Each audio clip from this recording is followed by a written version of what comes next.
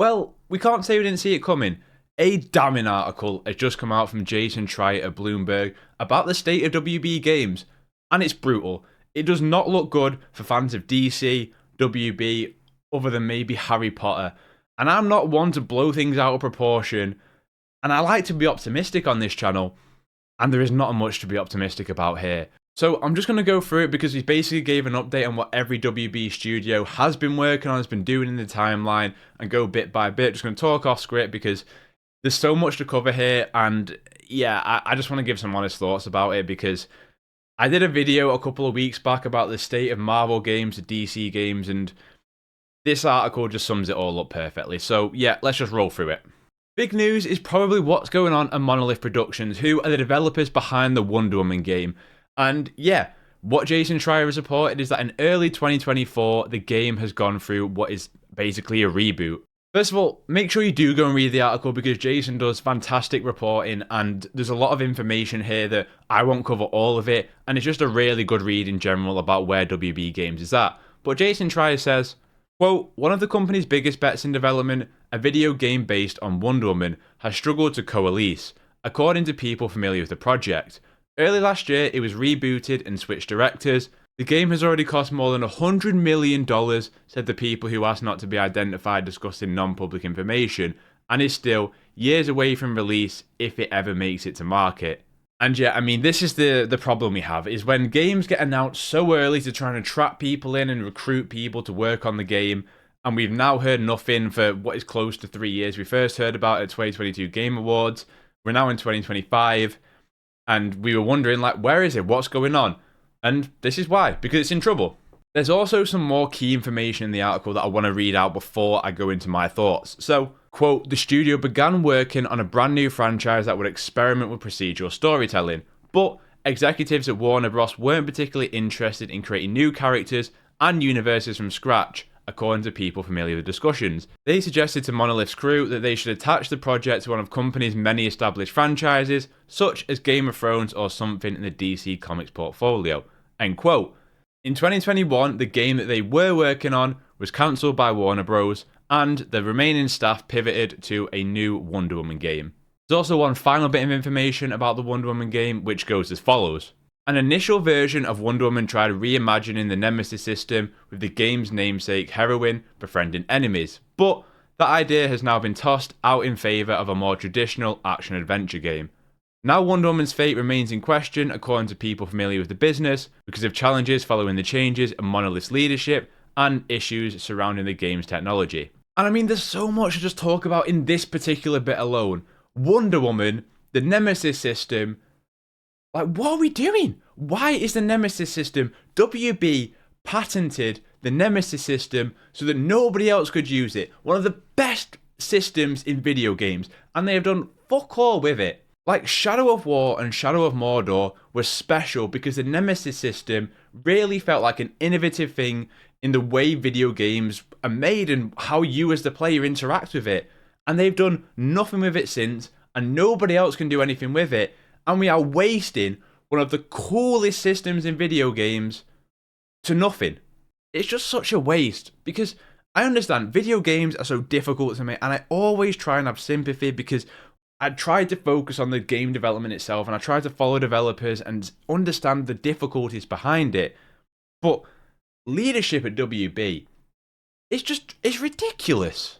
And this is not even just the games business. I mean, it feels like everything at WB right now hinges on James Gunn's Superman. The DC universe, just WB as a whole, they are like the Ubisoft of bigger entertainment right now. And for what they have under their belt franchise-wise is unbelievable how they've got into this situation. And it always comes back to poor leadership.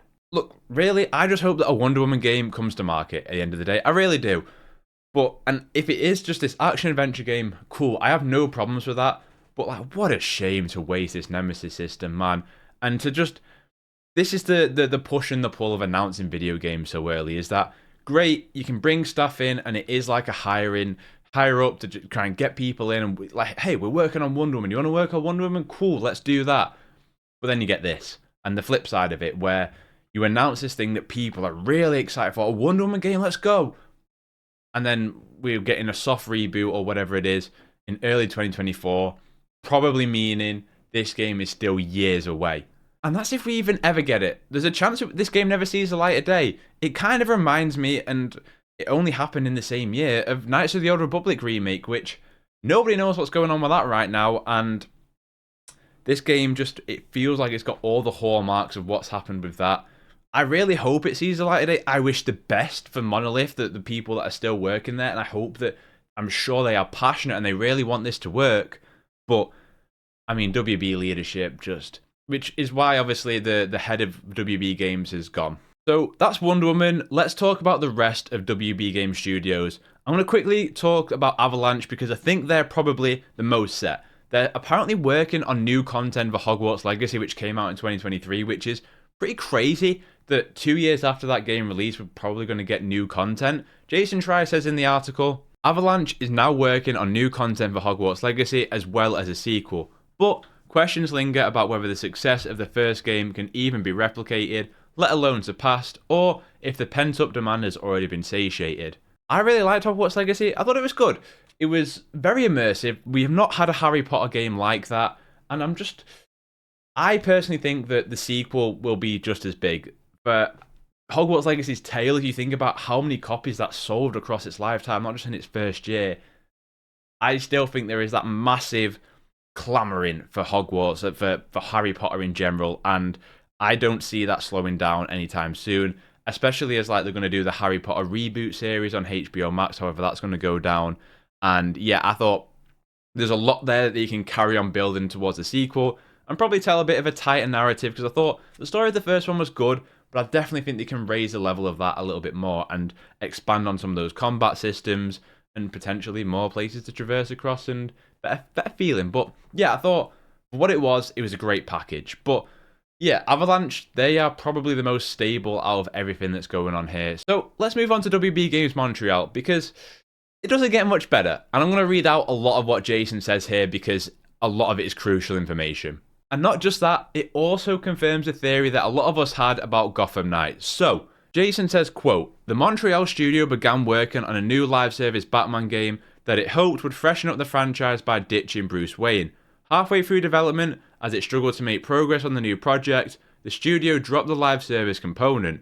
In 2022, it released Gotham Knights, which went on to receive mediocre reviews and generate tepid sales. Carrying on, even so, based on the hard-earned lessons from the previous development cycle and equipped with new, proven technology, the Montreal studio leaders wanted to make another iterations of Gotham Knights, a 1.5 version that would fix some of its predecessor's flaws, but their bosses nixed the idea according to people familiar with the plans, and instead assigned the bulk of Montreal staff to help out with other projects across Warner Bros. But wait, it gets better. Quote, in the months that followed, the Montreal studio continued trying to get a new project off the ground. First, they pitched a game based on the comic book anti-hero John Constantine, who was played by Keanu Reeves in a 2005 feature film. Haddad's team, led by President of Production Ben Bell, initially said they were excited about the idea, but when asked for a budget and timeline approvals, they remained non-committal according to people familiar with the plans. After months of waffling, Bell suggested that they should work instead on a game starring a more recognisable character like the Joker or the Flash. They chose to go with a superhero speedster, but in 2023, Warner Bros. Released Flash, a lavish movie starring Ezra Miller, which bombed at the box office. The video game has since been scrapped. Over the past 2 years, most of Montreal's leadership has resigned, not just because of the lack of new games, but also due to the frustration with their corporate bosses, according to people familiar with the events. Now the Montreal studio is helping out with other projects, such as Wonder Woman, while working on a pitch for a new game based on Game of Thrones. End quote. I read all of that because what a clusterfuck at the end of the day, an absolute shambles from the top. There is just no coherent vision across WB. It's just, oh, they're doing that, let's follow that trend. And as we've seen across the video games industry over the past couple of years, if you follow trends, you are finished. You have to be ahead of the ball. You have to be ahead of the people, and you have to do something that is a game that you want to make.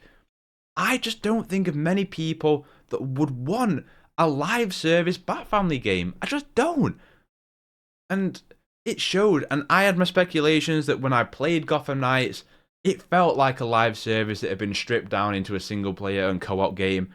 And my suspicions were obviously right in the end. I don't want to be proved right, but you could feel it in the systems and the gear and the repetitive bounties that you could do. And it felt like that. And now we're here, where a Flash game has been scrapped. I had suspicions that they were going to follow up on Gotham Knights with like a Teen Titans game. That's wrong. They were going to do Gotham Knights 1.5 to a degree. That's now been scrapped. And I just feel for the developers, man, because they're being strung along. Would do this project, do that project, no that, and now they're just at the mercy of layoffs. And it sucks. Like, leadership is just consistently fucking over people in the video games industry, and nothing is ever done about it. And I understand that business is business, and it's tough out there. It really is. Like, you are looking every single year at video games and layoffs and more layoffs. Like, it really winds me up. Video games would not be possible without the people that make them, and they are somehow the worst treated people in the entire industry. I'm sick of seeing the same examples over and over again, and then people's livelihoods getting just terminated. Business is business, fair enough, but it's all on leadership to look after your people, and they're not doing that. Like, as a fan here, there would be so much to be excited about. A Constantine game, Flash, and there were some cool ideas in Gotham Knights, but I wouldn't particularly have wanted a sequel in that. They could have made it good in the end, but for me, I'd have liked them to move on to something else. And now we're going to get nothing, maybe a Game of Thrones down the line, and the team's just kind of here, there, and everywhere. And there's been speculation. People have been like, are they working on Superman? Are they working on Teen Titans? And right now they're kind of working on nothing. And it's this broader picture of leadership just having no idea. There is no fruit from DC and top down. And it goes back to that video I said that I did on Marvel. And you look at Marvel and they know.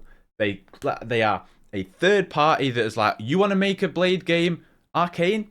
Sounds good to me. You make a Blade game. They've not been perfect. Avengers being a live service, even if I enjoyed parts of it, it bombed, right? It didn't do well. Guardians deserved a lot better, but it didn't, unfortunately, didn't perform to expectations. But they get it there, and there is a clear vision from the top, and they're at it. And WB is just, yeah, do that. Actually, no, don't do that, and don't do that. And now this next couple of years is just, there's nothing. There is absolutely nothing. But let's just move on from WB Games Montreal a minute. Which, of course, brings us to the final one, which is Rocksteady Studios. And, yeah, we all guessed it, but Jason Schreier confirmed it, so let me just read from his article. Quote, now Rocksteady is looking to return to Batman for a single-player game, but according to people familiar with the timeline, the new project is years away from landing. End quote. Yeah, I mean, everyone said it. We all had a feeling that they'll go back to Batman. Batman sells. Rocksteady is their heritage at the end of the day. It's interesting they didn't say Batman Arkham, just Batman. Could be a reboot. Probably best to leave that for another video, maybe. But yeah, the damning part of this, again, is when you look at how long video games take to make, 3, 4, 5 years, mostly 4 or 5. We're in 2025 right now, we're probably talking 2029. We're talking the next generation of consoles, most likely. I could be wrong on that. Just pure speculation, but you then take this broader look at DC and WB as a whole, and that's what I want to talk about. So let's just put the speculation hat on, go to speculation station, and let's just have a look at these timelines now that we've got all of this news and the general picture with all of this. With Wonder Woman being softly rebooted at the start of last year, being optimistic, you're probably talking 2027 at the earliest, most likely 2028. Batman Arkham, you're talking 2029. The talking about pitching a Game of Thrones game at WB Montreal, and then you've obviously got the Hogwarts Legacy sequel. That next 2 years, and Jason did mention it in the article, is barren. There is zilch, nothing. Now, there was talk last year about WB finally thinking about licensing the game out, but that was last year. That is still early in the process for the majority of their games. So, the reality of it is right now is that we may not see a new DC game until 2028. 2027, 2028. 2027 at the earliest by the looks of it. And that's incredible. And I know that, yeah, sure, 2024 was the last one. But when you follow up Gotham Knights and Suicide Squad, you want a hit. Like, you've just dropped 2 games that have fell below standards in terms of consumer expectations and in terms of performance, not to mention Multiversus as well, which is now shutting down at season 5. And it's just, I really feel for the people working there. I really do. I can't imagine just being tossed between studios and projects and nothing ever seeing the light of day. And I always, I have a lot of sympathy for developers in that instance, because not only will they be worried about layoffs now when you see the amount of layoffs that have happened in the industry over the past couple of years, but also spending years working on a project that to never see the light of day, I can't fathom it. I can't imagine how crushing it is. And we're seeing it so much in the video game industry. And look, I understand why it happens sometimes, and that sometimes a project just, it wasn't going to work, and it makes sense to just scrap it. But we're seeing it far too often now. And then you look at this timeline of games on the DC side. Let's just go back to speculation station for a second, and then flip it to the Marvel side. This year we're due to get Marvel Rise of Hydra. We got Marvel Rivals at the end of last year. I would speculate that within the next 2 years, we're going to get Marvel's Iron Man, and probably another one from Insomniac, and then probably in the 2 years after that, we're going to get Blade, Black Panther, and probably Spider-Man 3. That 3-year period, we probably won't have a single DC game. And I'm not here to do tribal comic book wars in the same way that people do console wars and all that jazz. But as a fan who grew up on Justice League Unlimited, the Batman the Animated Series, and who really got into gaming in a massive, massive way from the Batman Arkham series, what a waste of IP. And it blows my mind what a monumental fuck up this is from the top. There's just no direction. And this is the consequence now of chasing trends. When we're talking big boy money as they are with 200, 300 million, and you're just trying to chase a trend by fitting IP of studios that have no requirement, no experience in making live service games, what do you expect to happen? Like, for people who are supposed to be these at the top, that they've worked their way to get there, how do you not have this mind to go, a live service Bat Family game? That doesn't sound right. Like, don't people want single player adventures for that stuff, or just a one-time co-op? A live service Suicide Squad game. Well, Suicide Squad, like, it's a fairly big IP, but it's not that big, right? I don't understand. What I don't want to happen now is that they try and rush shit out the door. They are pressuring Rocksteady. They are pressuring Monolith. Whoever they license the IP out, they're like, oh, we need this now. Because that's just going to lead to rush games. That's going to lead to unfinished games. And they're just going to damage themselves even more. It is going to be a tumultuous period for DC. And I talk a lot about DC because I talk a lot more about comic book games on this channel rather than WB as a whole. The Harry Potter side of things, probably going to be fine. Game of Thrones, I watch all the Game of Thrones stuff, but I won't be like, oh, I'm a big Game of Thrones fan. I talk mainly about DC. And, for what the characters that they have there, and sure, the DC EU didn't synergize or go in a big way they probably wanted to, but The Flash, Green Lantern, Green Arrow, Deathstroke, Batman, Superman, Wonder Woman, Green Lantern, I think I've already said, Aquaman, and just not Teen Titans, and just all of Constantine they mentioned in the article, and just we're not going to see any of these products. And Marvel are just like, you want Blade, you want Captain America, how about a big team up game full of 40 characters? You want a PvP hero shooter? Let's go for it. And WB are like, we got season 5 of Multiversus. And again, it's just, Multiversus is like a whole other video. I mean, to take the game offline, bring it back, and then take it away again, it's just, I have no words. I don't know how else to describe this situation, to be honest with you. There's been a lot of talk about, is this the worst console generation yet? But we've had a lot of great video games, but so many studios have been at the mercy of poor leadership decisions of, live service. Live service is fine when it makes sense. I got a War live service game. I mean, there is no words to describe the process of thought that must go into these people's heads of like, yes, that's what the people want. They don't.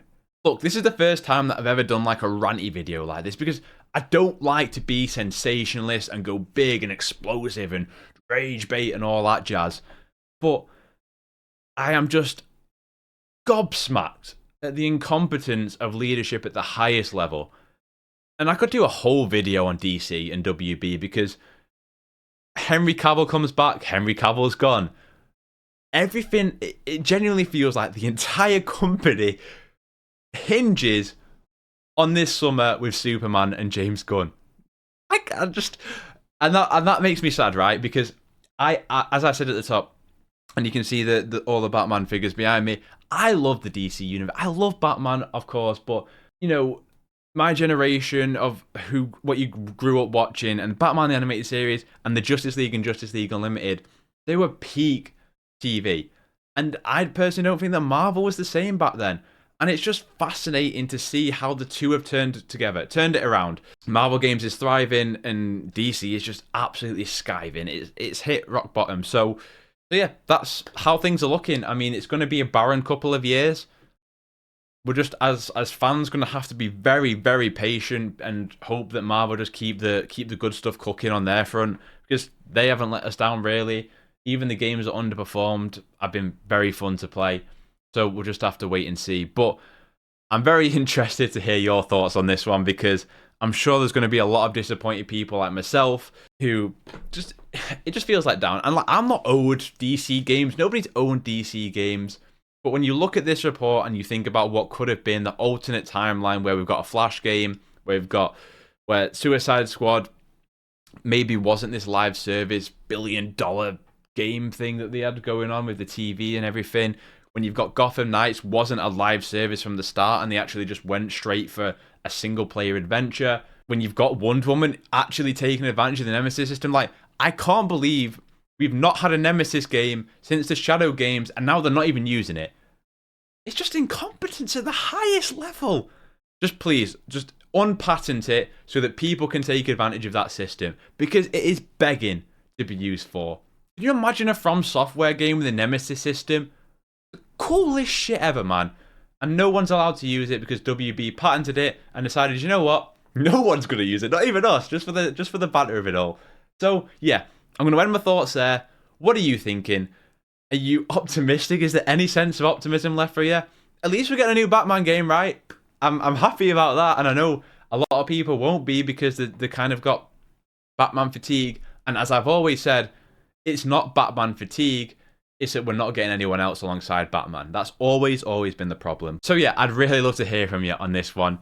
If you enjoy my thoughts, I'd enjoy you dropping a like. And yeah, comic book news, reviews, guides, streams, anything related to comic book games, I've got you covered. Or if you just enjoyed watching this video, consider subscribing, because I'd really appreciate it.